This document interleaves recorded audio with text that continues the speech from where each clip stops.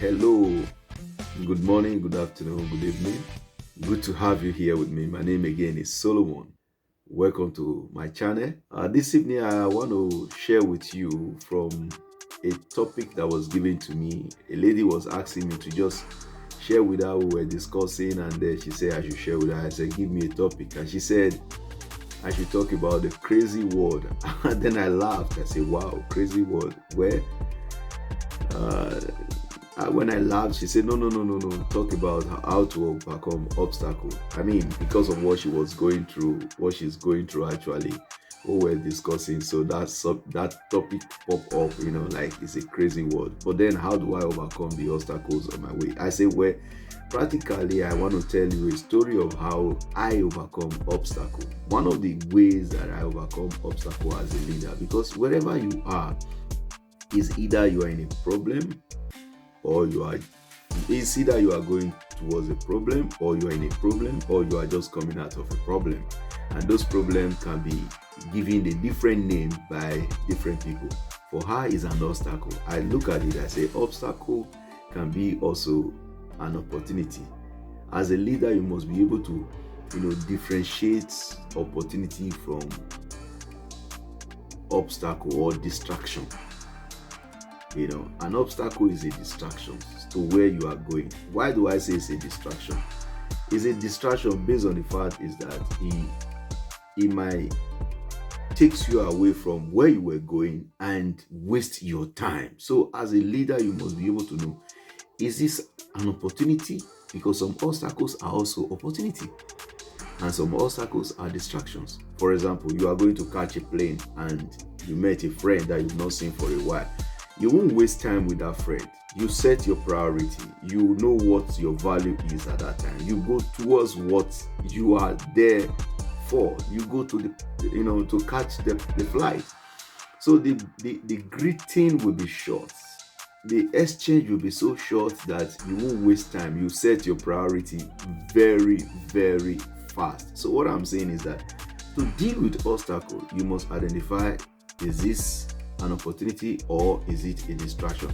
The way I deal with it is that if I locate what it is, I make my desire stronger than my doubt. Making your desire stronger than your doubt. And then I set priority around my value, my time, my resources, my energy, my talent. So with this, I'm able to maneuver. I'm able to deal with that obstacle or leave it for the while, go towards my priority, deal with the things that are important to me first, and then come back to deal with it. Or maybe don't even mind it, just let it fade into the atmosphere. So now, like a case of a man in the Bible, his name was Joseph. He was, I think, the 11th son of 12 brothers. So he became a man that his father, a child that his father loved so much. His father even decided to give him a coat of many colors.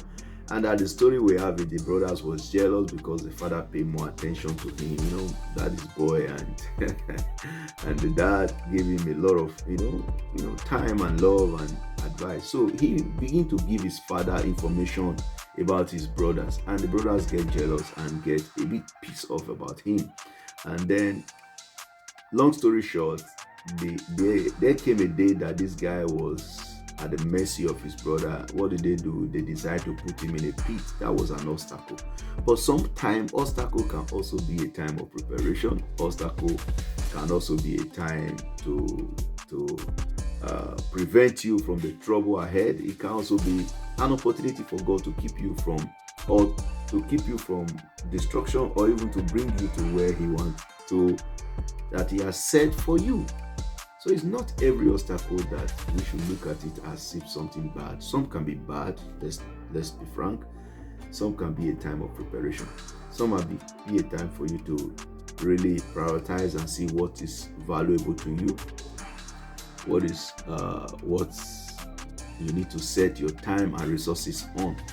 So this guy, as the story we have it, the brother decided to bring him out of the pit and say, why should we kill our brother? They sold him to Egypt, take his apron, his coat of many colors that the father gave to him, kill a lamb, use the blood, bring to their father and said something happened to your son. Maybe you identify this cloth by, and the father said, yeah, it was my son shed, and father cried, and so was the story. So this guy was sold to Egypt, and long story short, there was a famine. This guy have gone from one obstacle, from one problem to other. He set his priority, never allowed those things to stop him. He knows what his value are, so he didn't waste his energy. You can read the story to understand what I'm saying. He never wastes his time. He sets his priority with his time, with his resources, with his gifts that God has given to him. So what am I saying? That every obstacle might be a gift. Every obstacle might be a time of preparation. Some obstacle can be an opportunity. You never know. So why are you looking at it as if something bad? It's not the end of the world. You say if you change the way you look at things, the things you look at will change. I've seen obstacles that when you look at it, it was like, wow, so big, but it was an opportunity. So you need to look at it in a different way sometimes. So the guy got to Egypt, and he was made a governor of Egypt. And some years later, his brother came to buy. They didn't know him anymore. He was chopped up. They didn't recognize him, but he recognized his brothers. And at the end of the story, he was able to tell them that though you have made these things for evil, it was an obstacle, but God has turned it out for good. So that obstacle that you have seen, that obstacle that you have experienced, who knows, maybe the Creator is just a disguise for an opportunity. I don't know why the lady asked me to talk about it, and maybe I will ask her in the next conversation when we meet again. Why do I need to speak about, obstacle, how to overcome it? I had obstacle in my life just a few months ago. It was so tough that, the things hit me so hard. But guess what? I sat down, retrogressed, think about the whole, incident, look at it from, the Word of God, perspective of the Word of God, perspective of my life. What are the lessons? What was the good and the bad? And I look back now and I say, wow, thank God. Thank God for what happened, because the Bible says in everything we should give thanks to God. So I'm so grateful, and I'm thanking God that I'm able to overcome that, obstacle. It was a distraction. It was a challenge, but we got through it. So what you are going through now, you will go through it. All what you need to do is to set your priority, to know what you spend your time with, get your values stronger. If your desire is stronger, you can overcome every doubt, every obstacle. This is the year 2025. I see you overcoming every obstacle.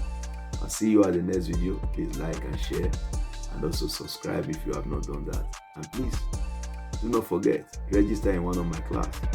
We will be coming this year with all that we've been putting together behind the scene to hit the ground running.